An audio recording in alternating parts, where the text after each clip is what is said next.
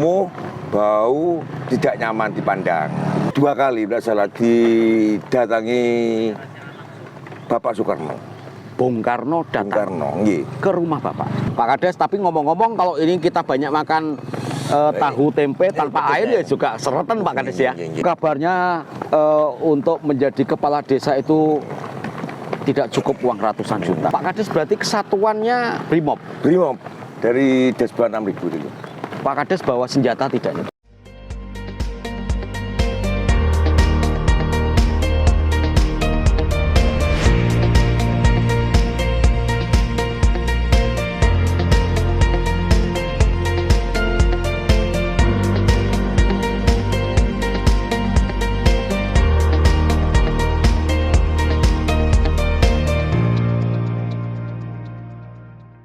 Assalamualaikum. Waalaikumsalam. Bagaimana kabarnya? Alhamdulillah baik. Iya.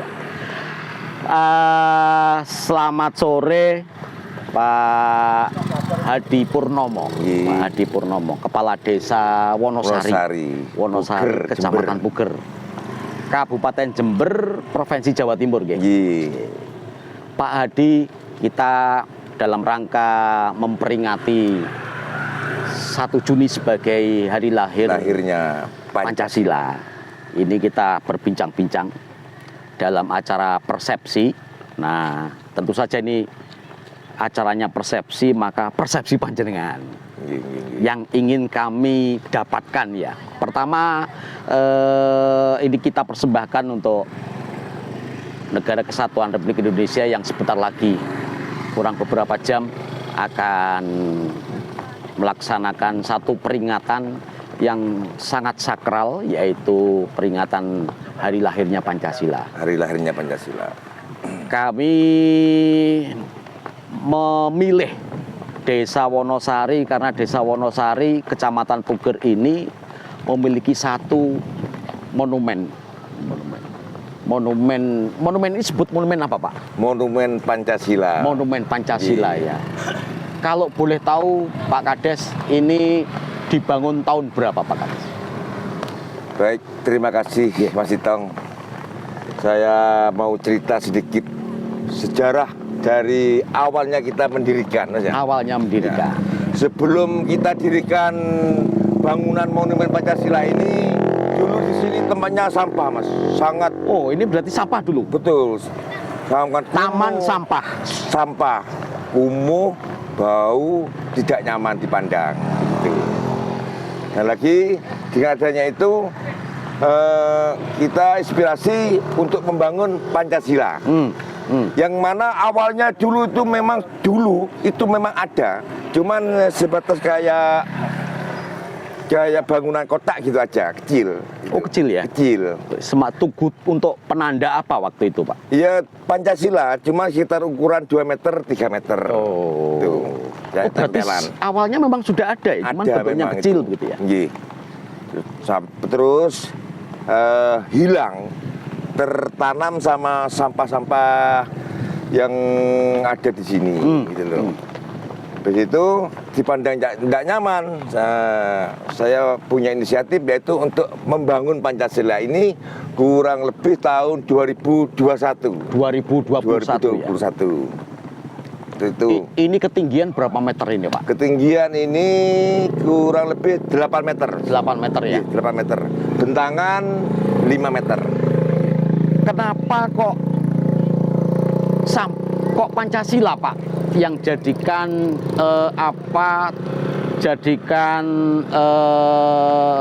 lambang yang kemudian ini menjadi tetengernya Wonosari? Padahal Wonosari itu kan punya produk lokal, ada tempe, ada tahu gitu. Kok tidak tugu tempe atau tugu tahu gitu, Pak? Iya, baik, Mas.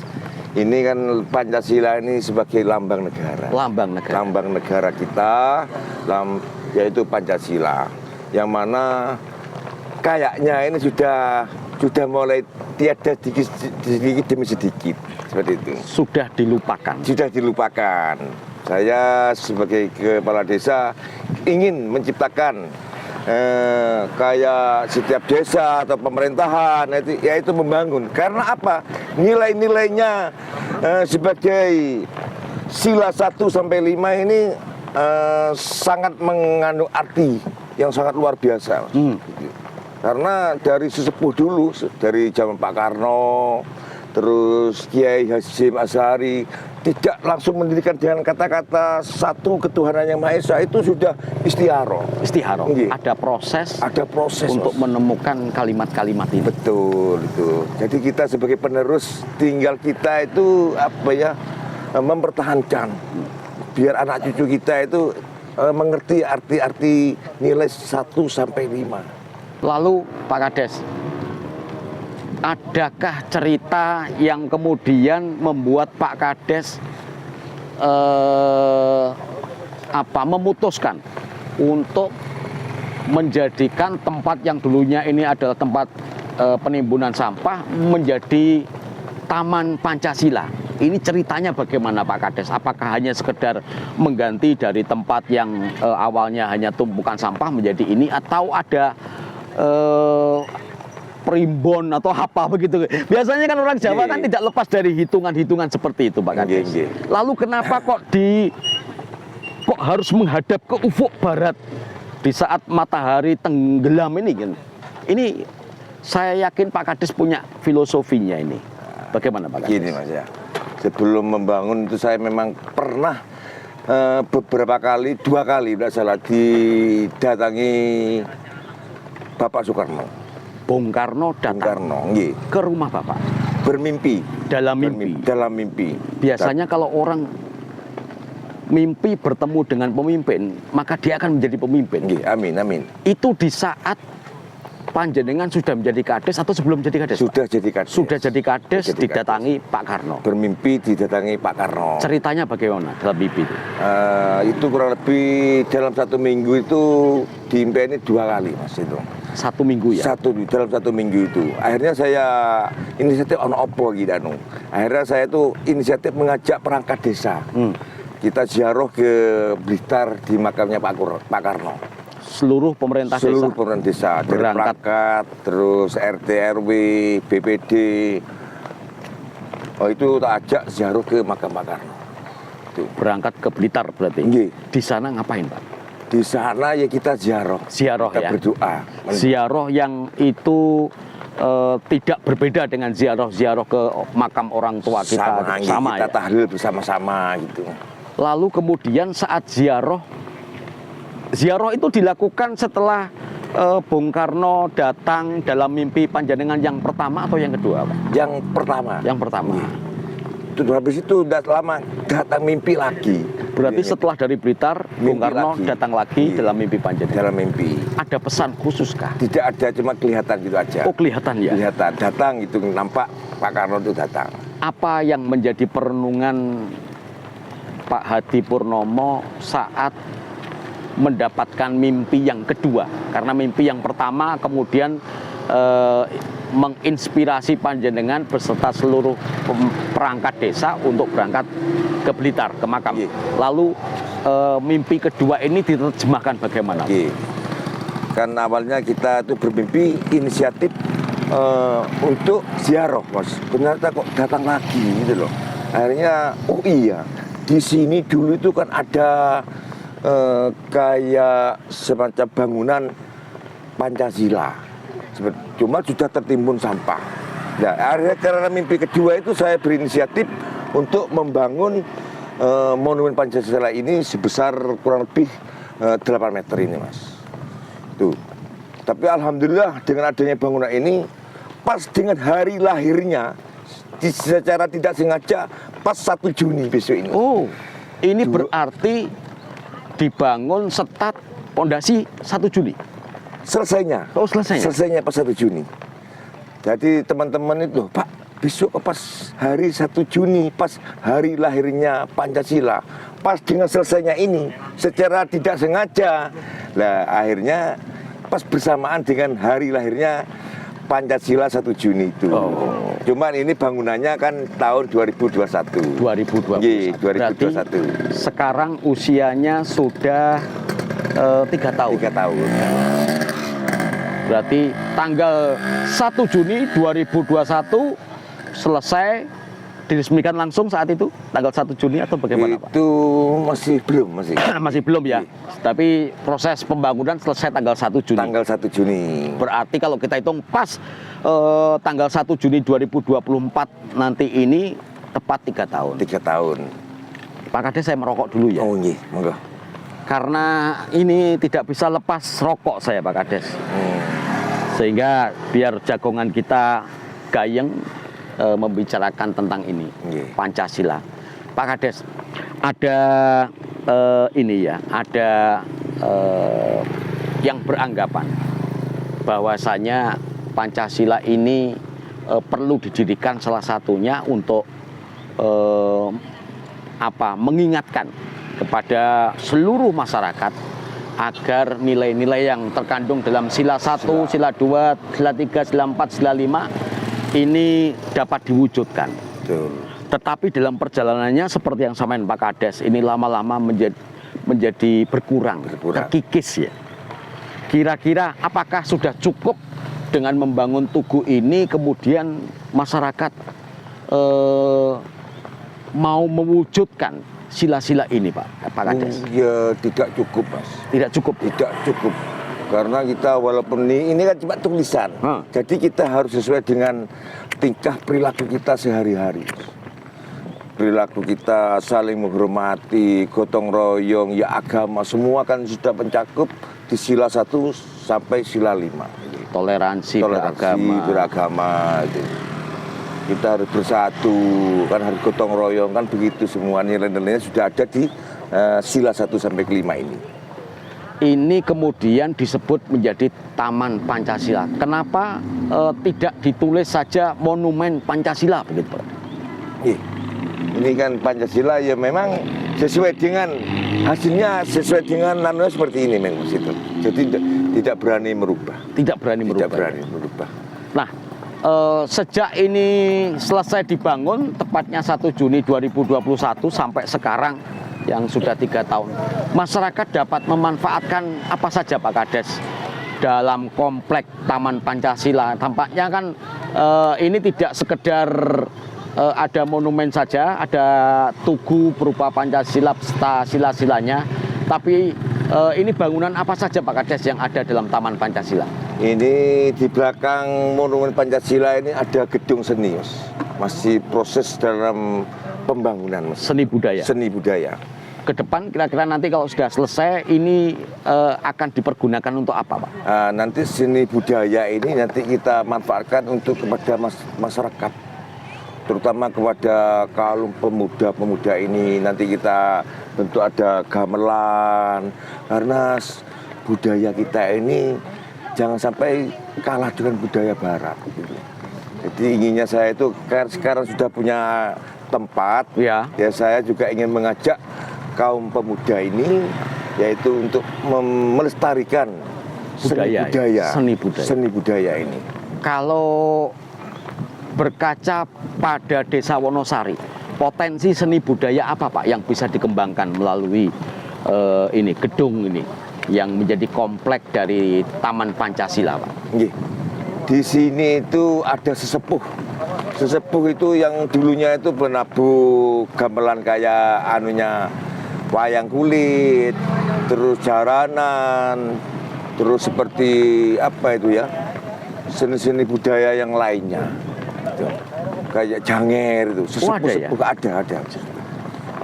Jadi sesepuh-sesepuh itu saya sudah silaturahmi ingin mengajak pemuda anak cucu kita ini untuk belajar.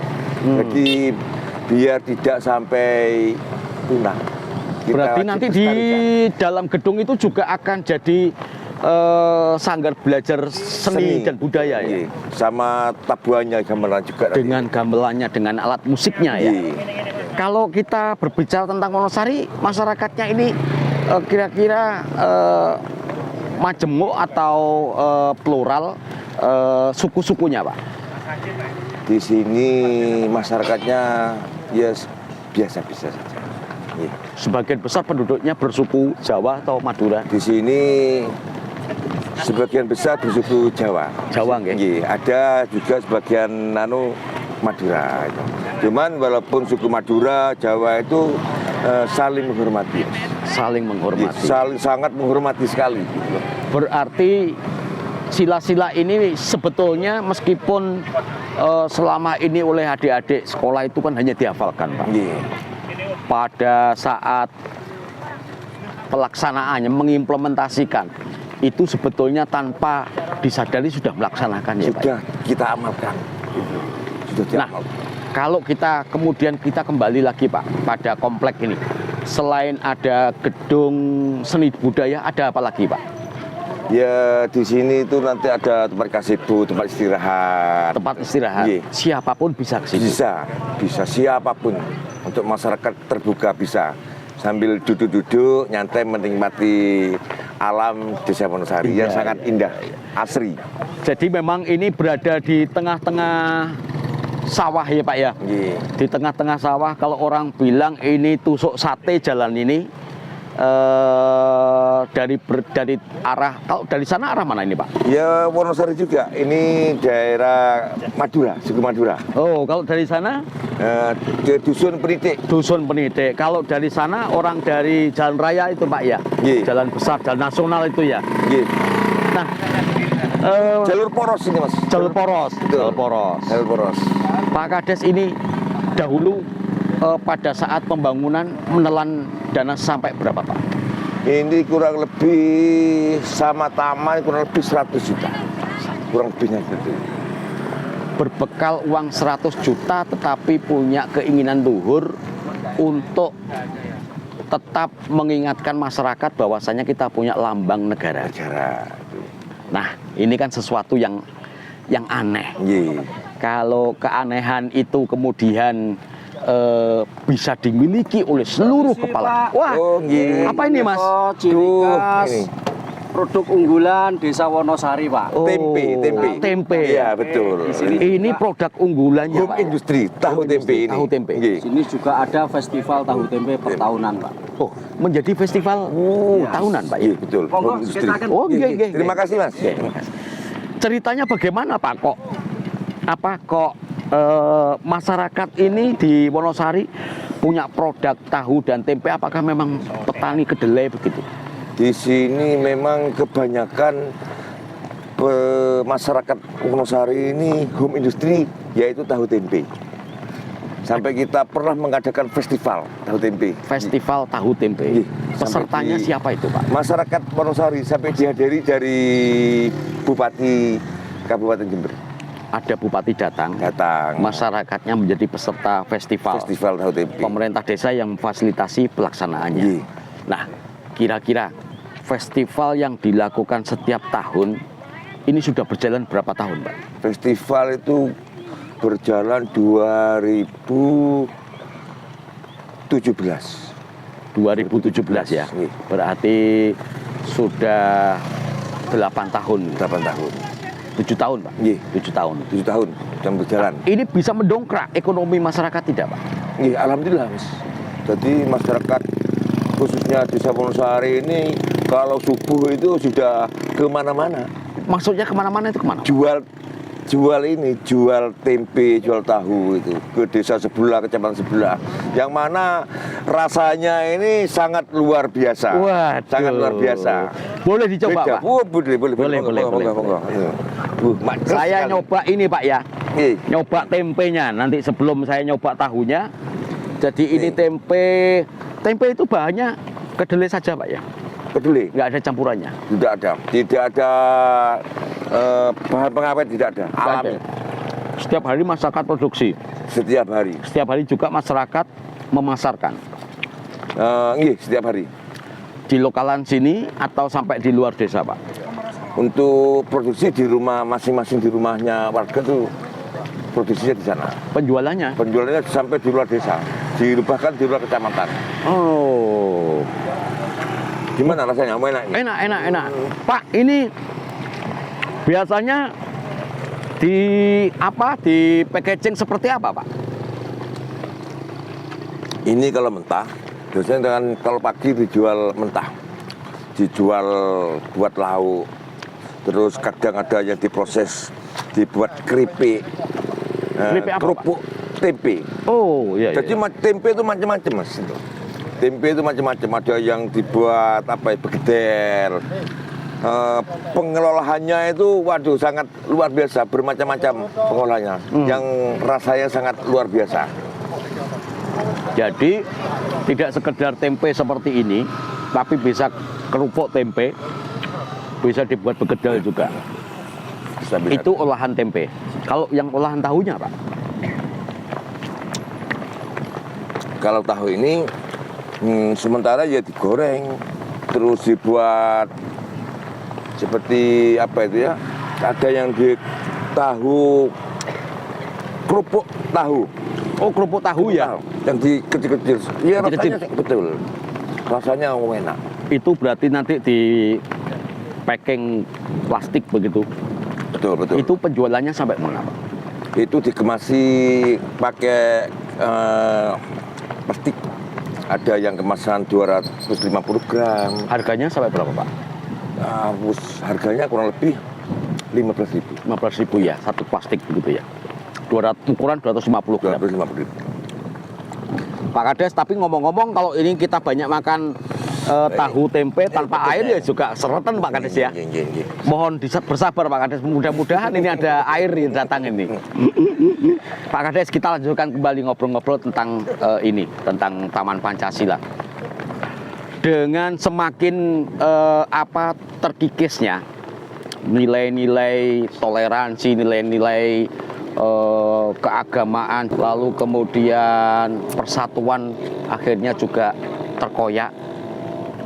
Memandang persoalan-persoalan seperti itu, kira-kira Pak Kades bagaimana pendapatnya Pak Kades? Untuk yang gini Mas, untuk yang masalah sila satu Tuhanan, nah, kita harus saling menghormati sesama agama. Yang mana itu di sini ada agama Islam, Kristen, ya Hindu, Buddha. Itu alhamdulillah di sini itu sudah mulai berjalan, saling menghormati untuk agama satu dengan yang lain. Masuk persatuan, persatuan Indonesia. Waduh, ini akhirnya datang juga Pak Kades. Wau tah disupe. Kesereten ini Mas Ane. Ini monggo dipun sekian. Dipun gayengaken. Nggih. Iklan datang terus Pak Kades. Nanti sereten nanti. Iya. Monggo dilanjut Pak Kades. Nggih. Yang namanya persatuan, gitu. Kita berbeda-beda bahasa, beda suku, tetapi kita tetap bersatu, persatuan Indonesia. Sila keempat Pak Kades, adakah yang kerakyatan yang dipimpin oleh kebijaksanaan dalam permusyawaratan perwakilan, gitu. Nah, berarti itu kan oleh pemimpin. Walaupun kita selain pandangannya itu kasar tidak memilih, tapi tetap menghormati siapa dia yang jadi pemimpinnya, yaitu yang kita hormati. Pilpres kemarin pun tidak berdampak pada masyarakat. Tidak ada Pilpres kemarin. Ya tetap selesai, pilihan selesai sudah wis. Ramai yang kerja petani ya petani, yang jualan tahu tempe. Kembali pada profesinya. Kembali pada profesinya. Alhamdulillah sini itu situasi habis Pilpres tetap aman, terkendali. Ya karena kita saling menghormati. Pak Kades, sila kelima Pak Kades, pesan apa yang ingin disampaikan Pak Kades berkaitan dengan keadilan sosial bagi seluruh rakyat Indonesia? Keadilan sosial. Nah, kita itu kembali lagi tidak membeda-bedakan. Kita semua kita rangkul. Sama ya? Sama kita itu. Kewajiban kita sebagai pemimpin harus sama. Jangan sampai pilih itu karena si A si pindah, tidak ada. Sama. Ada pandangan orang seperti ini Pak Kades. Kalau di dalam pemilihan kepala desa, misalkan Pak Kades ternyata Pak Hadi Purnomo, ini ternyata pendukungnya sebagian besar adalah penduduk sana. Yang sebelah sana pendukungnya kecil. Ternyata dalam menjabat sebagai kepala desa banyak mengurus yang sana. Penduduk yang sana tidak terurus. Nah, pandangan ini menurut Pak Kades bagaimana, Pak? Oh, tidak, Mas. Saya selaku kepala desa semua itu sama. Saya rangkul semua. Itu masyarakat saya. Saya wajib untuk melindungi dan melayani. sesuai dengan kemampuan dan hati nurani saya. Kewajiban saya sebagai kepala desa tidak pilih-pilih. Semua masyarakat Wonosari wajib kita lindungi, kita layani dengan sebaik-baiknya. Karena ketika Pak Hadi Purnomo menjadi Kades, ini kan menjadi pemimpin di seluruh desa ini kan Pak Kades ya. Berarti semuanya harus terangkul. Nah, dalam konteks Pak Kades sejak tahun berapa Pak Kades menjadi Kades? Saya pelantikan tahun 2019. Itu periode pertama. Saya pernah mendengar kalau Pak Hadi Purnomo ini dulu aktif di kepolisian. Iya. Nah, ini yang menarik Pak. Di kepolisian saat itu tugas terakhir di mana Pak? Saya tugas terakhir di Polsek Umbulsari. Polsek itu kan sudah pemimpin Pak. Nggih. Nah, kenapa Pak Kades kemudian mengambil pilihan, mengambil keputusan untuk tidak melanjutkan karir di kepolisian Pak Kades? Awalnya begini Mas, itu sebelum saya Pak Kadesnya kan almarhum kakak saya. Oh begitu. Jadi kakak saya meninggal, habis 40 harinya saya dipanggil sama ibu. Nah, Ibu kandung itu dipanggil. Terus nopoan masih seakan masyarakat seperti itu. Saya minum dulu ini. Monggo.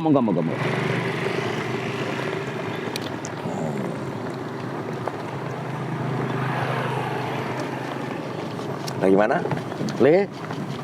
Teruskan bagaimana tadi Pak?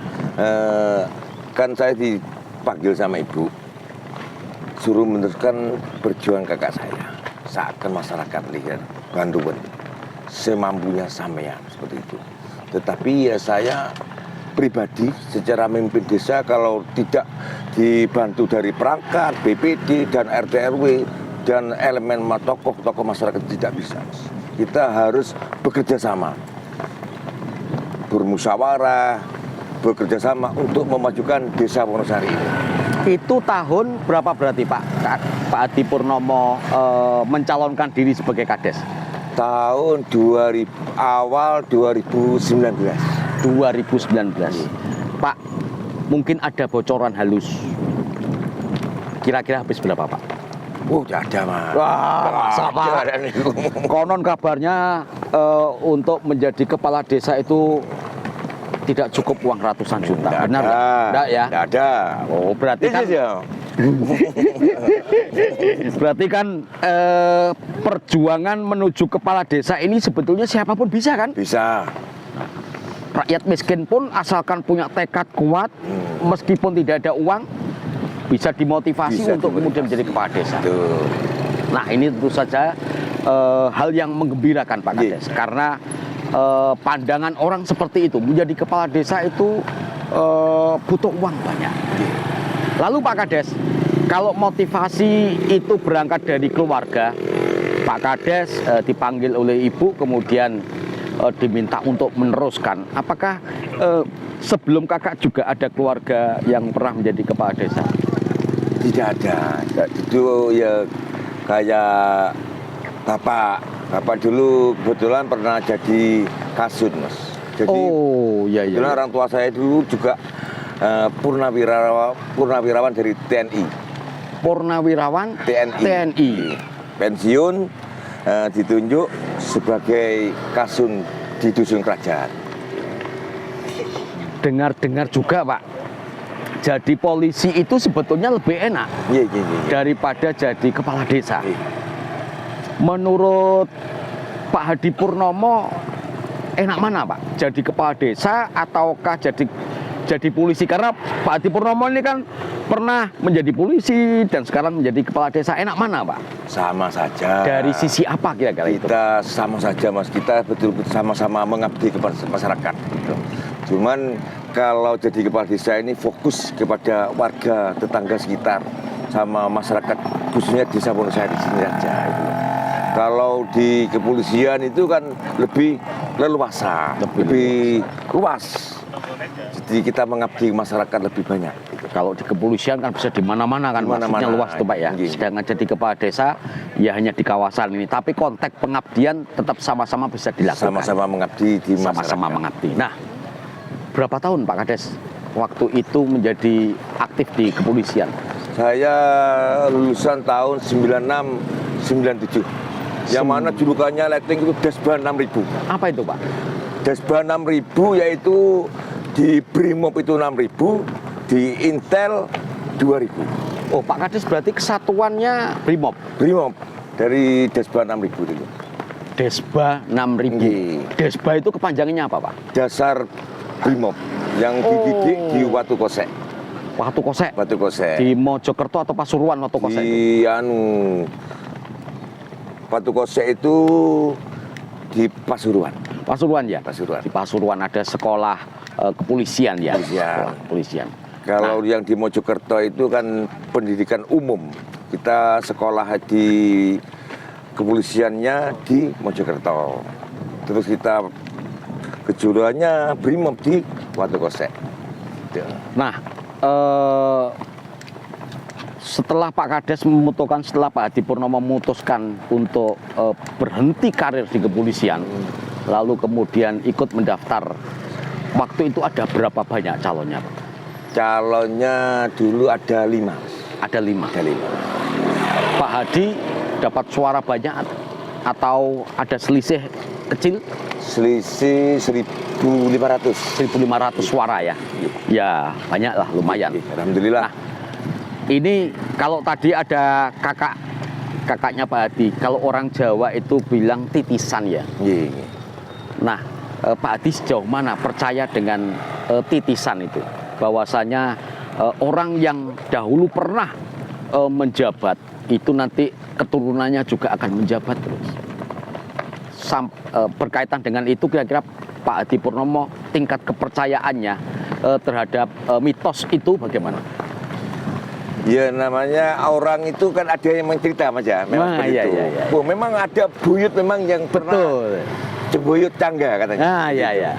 Itu jadi kepala desa di sini tahun zamannya Belanda. Itu. Terus disambung almarhum bapak saya jadi kasur. Intinya mengabdi pada masyarakat. Yang tahun berapa itu ya? Kayak orang tua jadi kasur kurang lebih tahun 1087 mungkin. 1087. 1987 sampai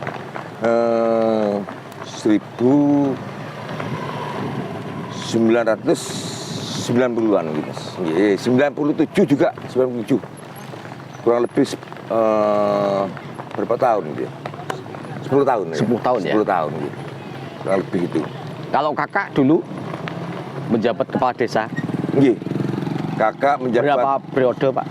satu periode. Satu periode, Cuma ya. belum selesai meninggal. Oh, Jadi pilihan begitu, ya. kurang 1 tahun, beliau dipanggil yang kuasa. Seperti itu. Ini ternyata kondisinya di taman ini Pak Kades semakin sore ternyata semakin ramai. Iya, iya, iya. Makin ramai, ada pedagang-pedagang. Ini setiap hari begini Pak? Ya alhamdulillah pedagang ini UMKM kita tata, alhamdulillah yang sudah mulai dikunjungi masyarakat sekitarnya. Ini warga sini atau warga luar desa yang kemudian berjualan di sini atau bagaimana Pak? Ada yang warga Wonosari, ada yang di luar desa Wonosari. Pengunjungnya, pembelinya juga dari mana-mana. Karena ini ya, memang kemudian menjadi sentral ya. Iya. Suasananya lagi sangat nyaman. Betul, gitu. betul. Yang menarik di sini pemandangannya itu luas, pertanian, lalu kemudian angin sepoi-sepoi. Pak. Sepoi. Ini yang bikin ngantuk Iya. ini. Tanahnya sangat subur. Nah ini tanaman padi hijau sangat subur Mas ya. Ini memang petani padi sini Pak ya. Musim Mas. Oh, musim. Jadi sekarang musimnya nanam padi sama tembakau. Padi dan tembakau, Tembakau. musimnya sekarang. Sudah mulai bercocok tanam tembakau. Yang mana ikonnya Kabupaten Jember ini kan tembakau. Betul, betul. Pak Kades kok tidak merokok? Nggih, merokok monggo ini. Oh. Ini merokok ini sama Iya. dengan membantu biaya cukai ini. Betul, membantu buruh-buruh yang ada di pabrik rokok juga, Ya. membantu petani yang menanam tembakau juga, Nggih, Pak nggih, Kades. nggih. Ini.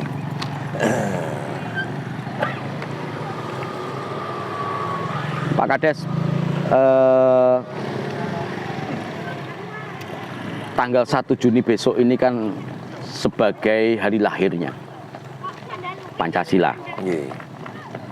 Ada agenda apa yang akan dilakukan oleh pemerintah desa Wonosari berkaitan dengan peringatan itu? Besok pagi kita agenda upacara. Upacara Upacara hari lahirnya Pancasila. dipusatkan di mana, Pak Kades? Di depan Monumen Pancasila ini. Di sini nih. Nggih. Berarti di sini besok akan ada upacara Upacara. untuk memperingati hari Lahirnya Pancasila. Siapa pesertanya, Pak? Pesertanya yaitu dari RT RW, perangkat RW. desa, BPD, kader itu, dan pecinta seni. Jadi besok itu seni budayawan nanti itu kumpul di sini. Berkumpul yaitu untuk melaksanakan upacara memperingati hari lahirnya Pancasila. Bentuknya apa, Pak Kades? Besok kawan-kawan seniman-seniman itu hadir di sini. Mereka melakukan apa? Besok seniman-seniman ini akan melakukan tari-tarian. Tari-tarian, dia juga menampilkan wayang kulit. Wayang kulit, Iya. tari-tarian. Yang mana wayang kulit ini akan didalangi dari anak-anak SD, SMP. Anak-anak menjadi dalang? Betul. Serius, Pak Kades? Betul. Dia warga sini? Ada sebagian warga sini, ada di luar warga Wonosari. Menjadi pelaku seni wayang. Wayang. Gitu. Lalu adik-adik itu besok ke sini, dia main wayang dalang Tampil, atau langsung tampil di depan gedung seni ini. di depan gedung sana Betul, ya? betul. Berarti dalam komplek area Taman Des Pancasila ini ya? Iya. Ada berapa banyak kira-kira Pak Kades besok peserta upacara? Peserta upacara kurang lebih besok itu sekitar 200. Mereka terbiasa mengikuti upacara? Baru besok ini dimulai. Baru besok dimulai. Ini surprise. Kita kan Karena mengawal. upacara itu kan selalu konotasinya kan anak-anak sekolah, Betul, begitu ya. betul. Besok kalau ada yang salah bagaimana, Pak Kades? Ya. Misalkan saat hormat gerak ternyata salah gerakannya. Kita tekan seminim mungkin. Kita sudah belajar dari awal yang sudah didampingi dari Bapak Babin Kantipmas, Babinsa, sudah diadakan geladi. Oh, sudah Insya ada Allah, geladi ya? tidak ada. Berarti sudah dilatih ya? Sudah dilatih. Sudah dilatih dan Ya. besok akan melakukan upacara. Iya. Nah, ini satu hal yang sangat luar biasa. Pemerintah desa Wonosari besok akan pas tanggal 1 Juni 2024 akan melakukan upacara Yang pertama kali. Yang pertama. Dan yang kita agendakan setiap hari lahirnya kita agendakan upacara di depan Monumen Pancasila ini. tahun-tahun sebelumnya memang nggak ada ya? Karena kondisi tempat tidak memungkinkan. Berarti tahun 2024 ini menjadi tahun pertama ya? Tahun pertama. Pelaksanaan upacara secara bersama-sama seluruh pemerintah desa dan LKD-LKD-nya. Iya. Pak Kades, dengan jumlah sekitar 200 itu, yang mana upacara akan dilakukan di sini, harapan Pak Kades itu apa dengan pelaksanaan upacara itu? Dengan ada upacara ini semoga besok itu berjalan lancar. Dan dengan adanya upacara itu untuk mengingat yaitu tokoh-tokoh kita dulu tersebut. Dan pinginnya juga mengamalkan sila 1 sampai sila 5 ini gitu, kepada anak-anak cucu kita ini. Yang mana dalam arti nilai sila 1 sampai sila 5 ini yang dalam kehidupan kita bisa kita terapkan. Kita harus berkemanusiaan, harus Betul. bergotong royong, saling menghormati, kan begitu Mas. Saya mau ngajak Pak Kades ngobrol tentang dana desa, Pak. Iya. Ada informasi dana desa itu ternyata salah satunya bisa mengurangi kegiatan gotong royong. orang yang seharusnya bisa bergotong royong, ternyata sejak adanya undang-undang desa dan dana desa, ternyata harus dikasih uang. Nah, betulkah seperti itu, Pak? Faktanya. Kalau masyarakat sini yang namanya gotong royong tetap masih Ada duit maupun tidak ada duit. tetap berjalan. Dana desa itu kan banyak yang kita pikirkan untuk pembangunan desa Wonosari ini. Jadi mana yang emergensi itu yang kita utamakan. Semua keputusan itu harus kita berdasarkan musyawarah. Musyawarah. Iya, musyawarah. Nah, kalau Jadi tidak semena-mena kita Tidak ya? berdaya, tidak. Oh, iya, gitu. iya, Ada iya, tokoh masyarakat. saya pikir itu keputusan mutlak panjenengan. Wah, ya tidak berani, ya? Mas. Dahulu mungkin ya Nggih. bisa jadi seperti itu, tapi Tidak kalau berani. sekarang sudah tidak ya. Sudah, karena ya itu kita itu membangun desa tidak mungkin kita bisa sendiri. Gitu. Ada di sini kan ada BPD, ada tokoh masyarakat, kita libatkan semua. Jadi kita biar lebih tahu keluh kesahnya apa, butuh apa di desa ini, masyarakat butuh apa. Gitu.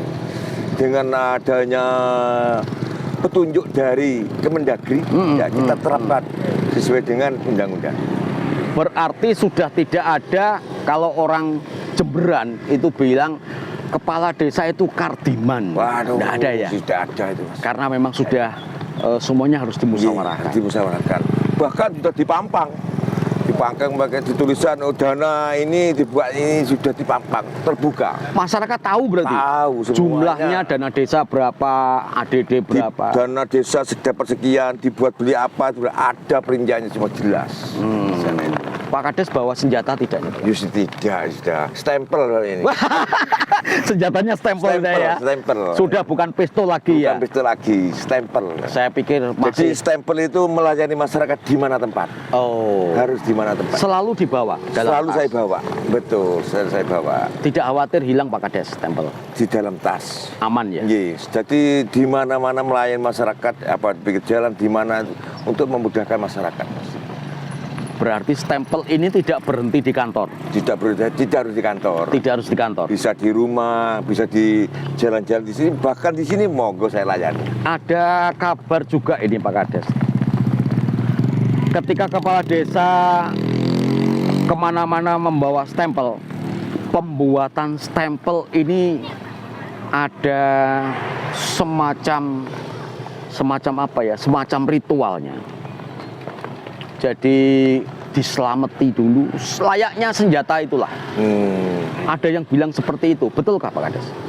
Ya memang kita berstempel itu kan biar hati-hati, Mas. Oh, biar hati-hati. Iya, biar hati-hati.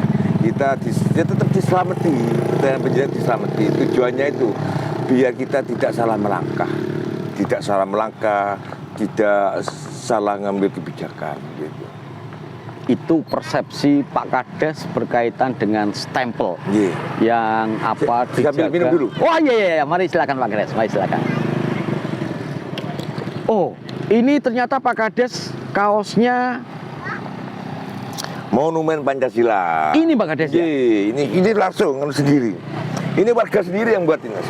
Oh ya? Kebetulan ada yang bikin sablon warga sendiri. Ini dijual umum atau dijual tidak? umum? Oh, di mana orang bisa melihat ini? Apa membeli ini Pak Kades? Ada di warga sini, namanya Mas Sohib. Dia sendiri usahanya ya sablon. Sablon. Sambil menerima jahit-jahitan itu. Usaha kecil-kecilan. Berarti kan Pak Kades, ini sudah menjadi ikon ya? Ikon. Warga sini. Artinya ini sudah menjadi simbol bagi masyarakat Wonosari, masyarakat Wonosari, untuk kemudian menjadikan Tugu ini sebagai ikon desa Wonosari. Nah, kira-kira Pak Kades, kalau sudah seperti itu, ada kaos, kemudian ada gambarnya ini, berarti siapapun bisa membeli Pak Kades. Bisa membeli. Nah, ini yang paling penting, perlu dikabarkan pada publik ya Pak Kades ya. Bahwasanya kalau membutuhkan kaos yang berlambang ini, maka bisa menghubungi Mas Sohib. Mas Sohib. Mas Sohib, adakah hubungan kerabat dengan Pak Kades? Tidak ada, masyarakat ada, ya? Biasa. Biasa ya. Tidak ada hubungan istimewa. Tidak gitu. ada. Konon kabarnya orang-orang yang punya akses dengan kepala desa adalah orang-orang istimewa. Tidak semua masyarakat bisa, Mas. Bisa ya? Bisa. Berarti semua masyarakat harus diistimewakan. Harus diistimewakan semua. Tidak boleh tidak boleh ada pembedaan gitu ya Pak Kades tidak ya? boleh. Kalau ngerokok, Mas ya? Oh, iya, nggih. Silakan Pak Kades.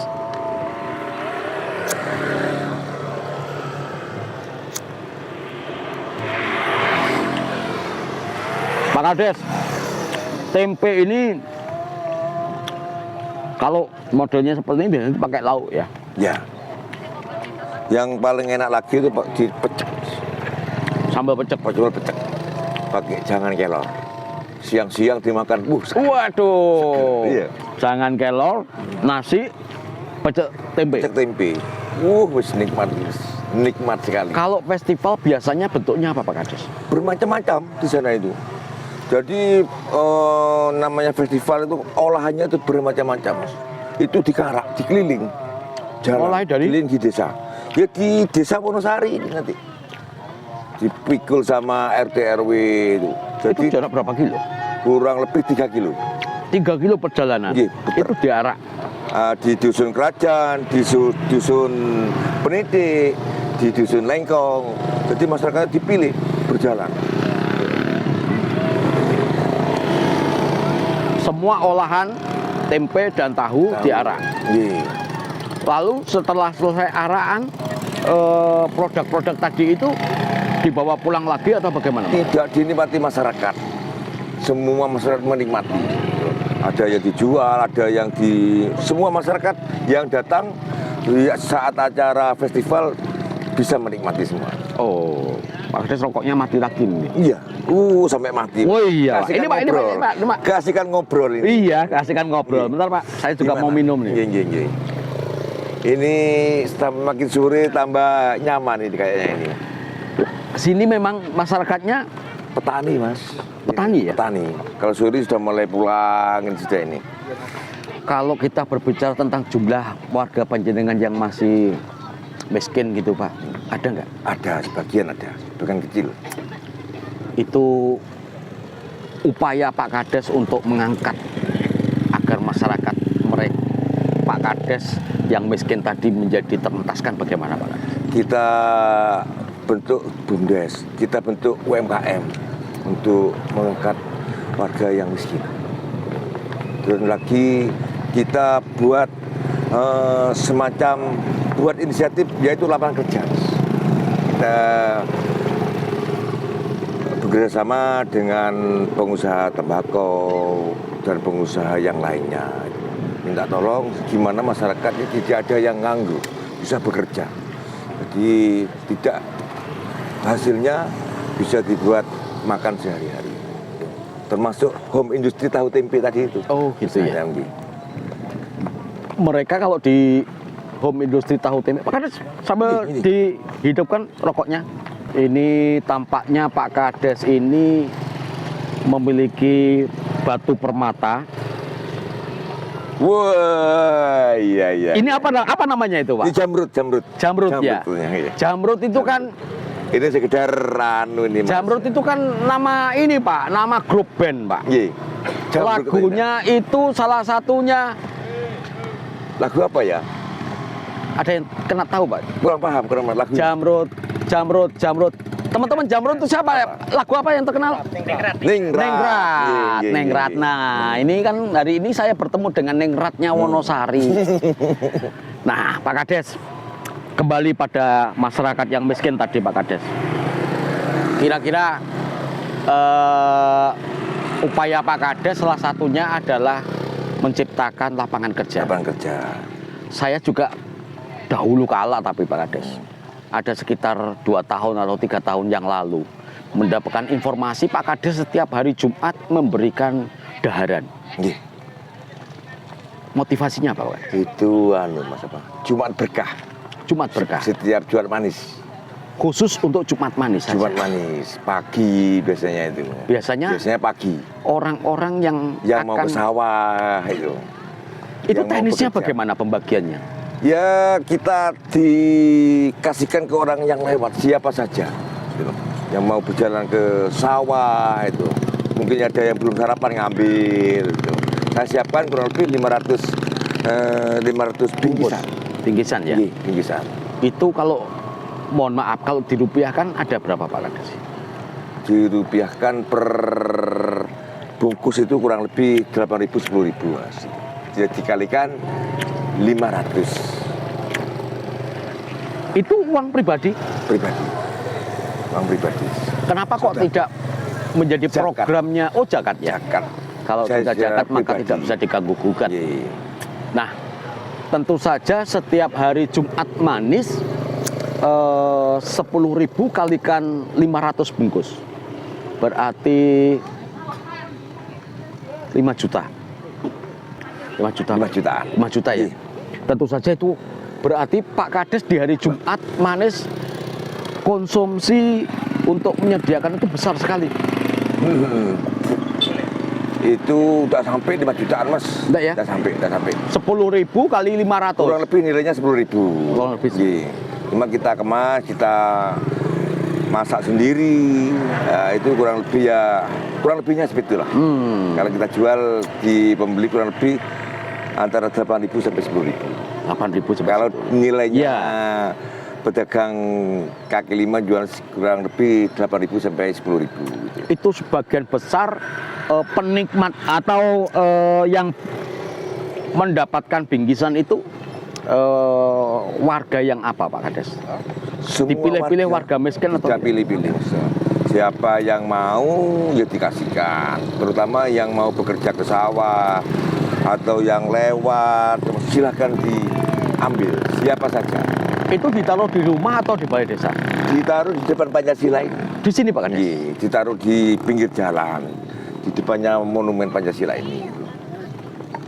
Berarti orang yang berlalu lalang di sini bisa Iya, mengambil. Bisa mengambil. Ada panitianya.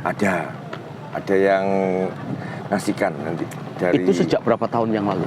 ya kurang lebih yang ngasihkan itu kurang lebih ada 5 tahun aja. Sudah lama ya. Sudah lama. Semangatnya adalah membagi rezeki Mungkin rezeki. untuk mencari keberkahan. Kan. Itu bahkan sekarang jadi tren loh Pak Kades.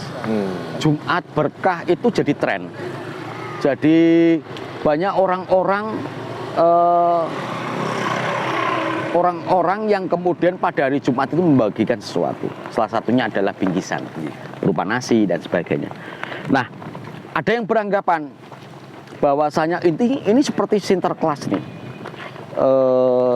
Membagi-bagikan rezeki, tapi di satu sisi tidak memberikan kesempatan untuk kemudian lepas dari kemiskinan. Jadi seperti Jumat berkah ini gerakan untuk menyelimurkan warga, Pak. Menyelimurkan warga dengan cara memberi bingkisan nasi. Hakikatnya juga memelihara tentang kemiskinan, Pak. Nah, bagaimana menurut Pak Kades? Itu kan Mas ya. Kalau kita ngomong cuma berkah Mas ya. Ya, Itu semua orang ya Mas. Semua orang yang lewat kita utamakan yang miskin. Tapi yang lewat itu kan macam-macam Mas. Macam-macam, nggak bisa kita macam-macam. identifikasi. Nggak bisa. Oh, ini miskin, ini kaya. Betul.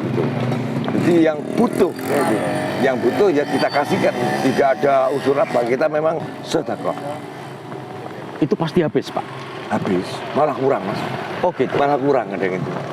Itu selama sekian tahun itu memang Pak Kades kuotanya memang memberi 500. Tidak mesti Mas. Oh, tidak mesti ya? Tinggi. Kita sesuaikan dengan kemampuan. Tapi rata-rata kurang lebih 500 bingkisan. Adakah ini sebagai bentuk pencitraan dari Pak Kades? Tidak ada Mas. Tidak ada ya? Tidak ada Murni pencitraan. ini Kita ikhlas. murni dari hati nurani memang ingin bagi-bagi rezeki. Model-model ini tampaknya juga kalau ditarik pada kerangka politik, Pak. Ya. Kalau ditarik pada kerangka politik kira-kira bisa menjadi investasi politik kalau misalkan nanti Pak Hadi Purnomo mencalonkan lagi. Mas, saya tidak berpikir ke sana Mas. Tidak ya? Yang penting kita niatnya untuk masyarakat ya sudah Mas. Nanti biar masyarakat sendiri yang menilai. Gitu. Menarik. Jadi Pak Kades setiap hari Jumat manis membagikan nasi, Bingkisan. bingkisan. Itu hanya makanan atau ada yang lainnya Pak dalam bingkisan itu? Yang sering itu ya makanan. Makanan Iya, ya. makanan. Angpau nggak ada Pak ya? Uang gitu nggak ada ya? Ya kadang ke yatim piatu itu kadang. Itu kadang-kadang. juga di hari Jumat. Kadang-kadang itu. Kalau kita punya Yatim rezeki piatu itu maksudnya di panti asuhan atau ke di warga sih. warga? Ke warga. Oh berarti di sini juga ada warga yang kondisi statusnya yatim Yatim piatu. piatu gitu. Pak Kades bagaimana memandang anak muda? Anak muda sebagai penerus kepemimpinan dimanapun. Kalau itu kemudian kita hubungkan dengan Pancasila tadi itu Pak Kades. Nggih. Dengan adanya pemuda-pemuda ini, makanya saya juga ingin mengajak pemuda ini seperti kayak sekarang yang sudah berjalan kayak Rukem, itu kan sama dengan mengamalkan sila Pancasila itu. Yaitu Rukem itu Rukem itu apa tuh Pak? rukun kematian. Rukun kematian. Rukun kematian. Lembaga itu ya. Nggih. Itu sosial Mas, tidak ada bayarannya sepeser pun. Tetapi alhamdulillah remaja-remaja sini sudah mulai berjalan.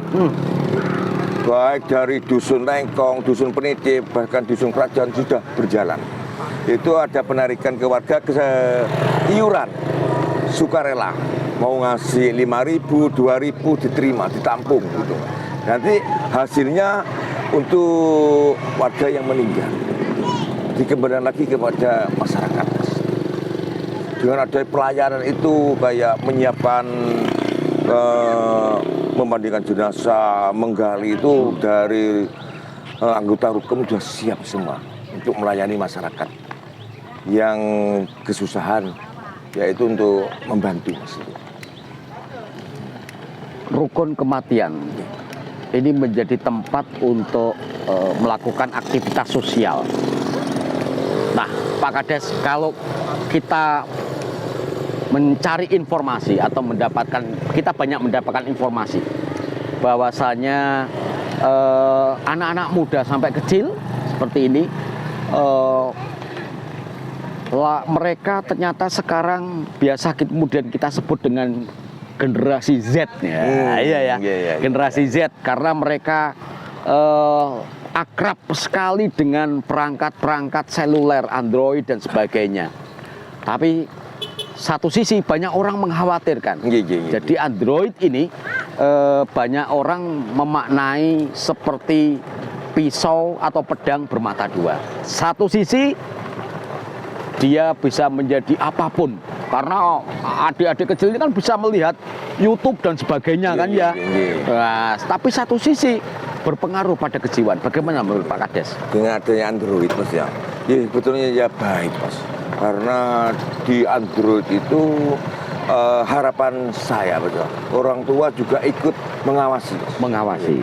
Tetapi kalau nanti dengan sekarang itu kan gencar-gencarnya judi online, jangan sampai ke pemuda atau anak-anak itu mengetahui hal semacam itu. Kan itu kan sudah merusak mental anak kita Mas. Makanya kalau anak-anak kecil ya ini bermain, paling tidak kan menghafal, membaca tulisan sila 1-5 itu. Yang awalnya dulu tidak ada, sekarang sudah mulai tahu sekarang itu.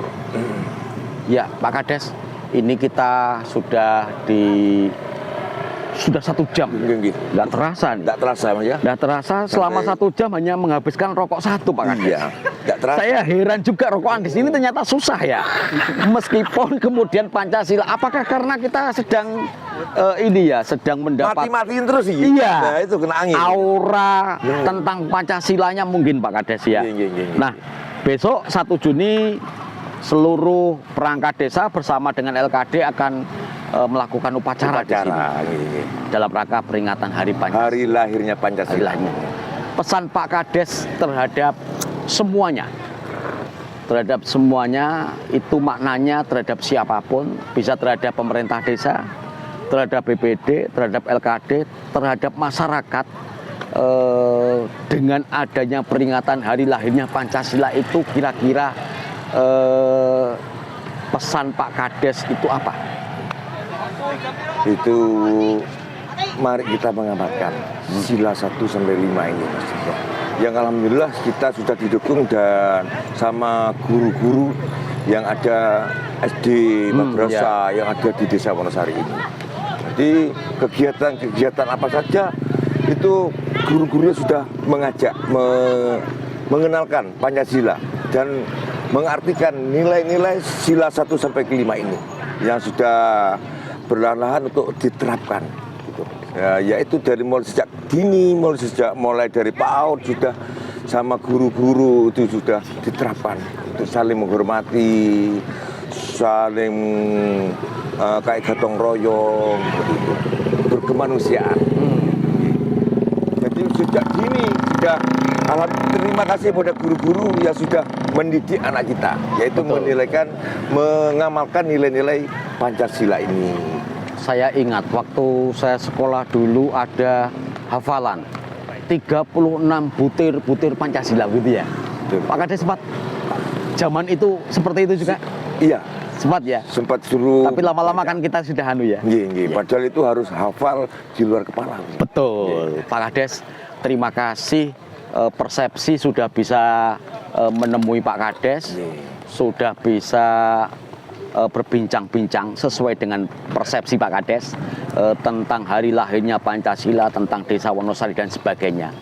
Mudah-mudahan kita bisa bertemu lagi di lain waktu. Amin. Sehingga kita bisa mendapatkan persepsi-persepsi yang lain. Terima kasih Pak Kades. Sama-sama. Assalamualaikum. Waalaikumsalam warahmatullahi wabarakatuh. Salam komando. Siap.